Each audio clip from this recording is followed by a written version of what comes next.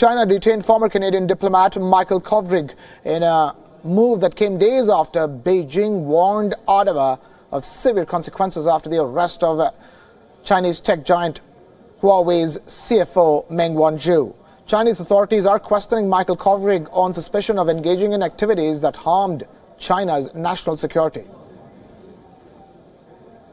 We are very personally concerned about Mr. Kovrig. We have expressed that concern directly to Chinese authorities, and we are in direct personal contact with his family. We are very seized of this issue, and we're going to keep on working on it. Canadian authorities had arrested Meng at the request of the U.S. She has been accused of trying to bypass American trade sanctions on Iran and lying to U.S. banks about her actions. Canada has repeatedly asserted that the arrest is keeping with international laws on extradition and was a response to a lawful request from U.S. law enforcement.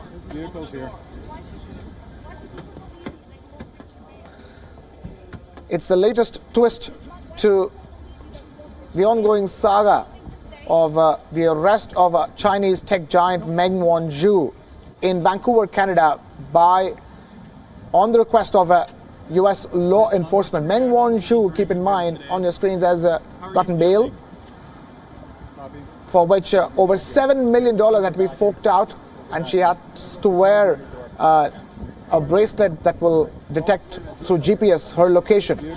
We now have Patrick Falk joining us live from Hong Kong with the latest. Patrick, a day after the bail that was given to Meng Wanzhou comes this second suspicious arrest or disappearance, so to speak.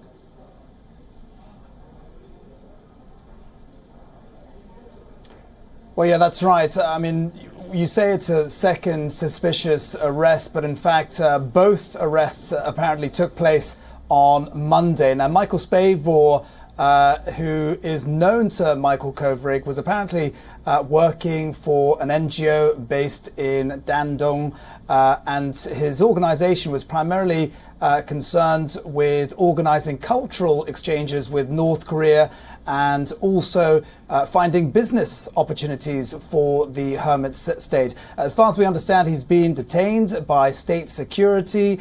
He is reportedly of concern to China from a point of view of national security interest. But this is a different arrest to that of Michael Kovrig. Now, Michael Kovrig was reportedly detained because ICG, the company that he worked for, was not registered in China. As far as we understand, the organization was registered in Hong Kong, but not in China, where the laws are different, the regulations are different.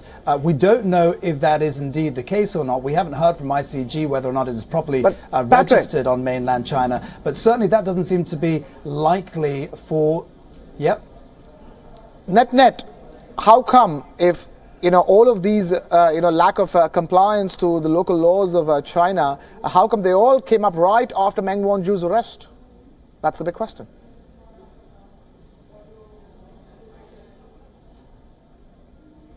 Why it's happening after Meng Wanzhou's arrest? Well, I think quite plainly people are certainly going to link the two cases, and for some time now there has been concern of potential reprisals. China did say to Canada that there would be consequences, and if we thought that may just come down to the detention of Michael Kovrig, then perhaps we are wrong. It does appear as though the case of Michael Spavor does indeed appear to be linked for the time being. The Canadians have, of course, been very reluctant to link the two cases, and authorities are trying to ascertain more information right now. ICG also said that it is trying to secure the release of Michael Kovrig, but this certainly is a very worrying development for Canada. It raises the stakes for the Canadian government, and remember that even if the court decides that it is to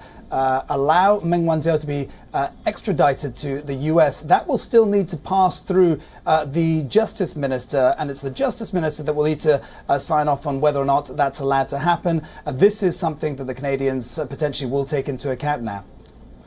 Patrick Falk getting us that live update straight from Hong Kong. Patrick, thank you so much for taking time out to be with us here on World is One.